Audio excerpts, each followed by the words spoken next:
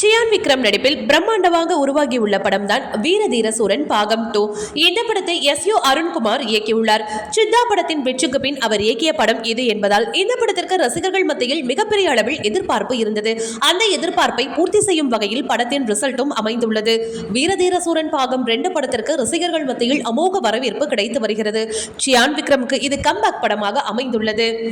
வீரதீர சூரன் பாகம் 2 படத்திற்கு காலை 9 மணிக்கு சிறப்பு காட்சி திரையிட அனுமதி கொடுக்கப்பட்டிருந்த போதிலும் நிதி பிரச்சனை காரணமாக இந்த படத்தின் ரிலீஸுக்கு திடீர் தடை விதிக்கப்பட்டது.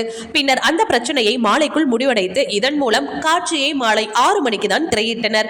லேட்டாக ரிலீஸ் ஆனாலும் இந்த படத்திற்கு ரசிகர்கள் அமோக வரவேற்பை அளித்தனர். நேற்று இந்த படத்திற்கு 2 ஷோ மட்டுமே திரையிடப்பட்டாலும் அது பெரும்பாலும் ஹவுஸ்ஃபுல் காட்சிகளாகவே இருந்தன. வீரதீர சூரன் பாகம் 2 திரைப்படத்திற்கு தமிழ்நாட்டில் 370 தியேட்டர்கள் ஒதுக்கீடு செய்யப்பட்டிருந்தது. அதில் மொத்தம் 945 காட்சிகள் திரையிடப்பட்டன. அதன் வாயிலாக இந்த படம் முதல் நாளில் தமிழ்நாட்டில் மட்டும் 2,04,18,000 வசூலித்துள்ளது. அதில் அதிகபட்சமாக சென்னை செங்கல்பட்டு ஏரியாவில் மட்டும் இந்த படம் ரூபாய் 74,83,000 வசூலித்திருக்கிறது. அடுத்ததாக கோவையில் 33 லட்சமும், மதுரை ராமநாதபுரம் ஏரியாவில் 27 லட்சமும், திருச்சி தஞ்சாவூரில் 19 லட்சமும் வசூலித்துள்ளது. வீரதீர சூரன் பாகம் 2 திரைப்படத்திற்கு போட்டியாக தமிழ்நாட்டில் மோகன்லால் நடித்த எம்புரான் திரைப்படமும் ரிலீஸ் ஆகியிருந்தது.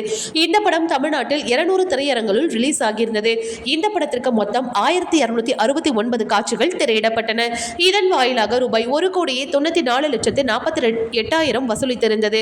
வீரதீர சூரன் காலையில் ரிலீஸ் ஆகாததால் அந்த படம் பார்க்க வந்த கூட்டம் பெரும்பாலும் எம்புரான் படத்துக்கு சென்றுவிட்டது.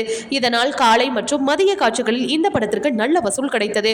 இருப்பினும் வீரதீர சூரன் பாகம் 2 திரைப்படம் நேற்று மாலை வெளியாகி தமிழ்நாட்டில் எம்புரான் படத்தை விட அதிகம் வசூலித்துள்ளது.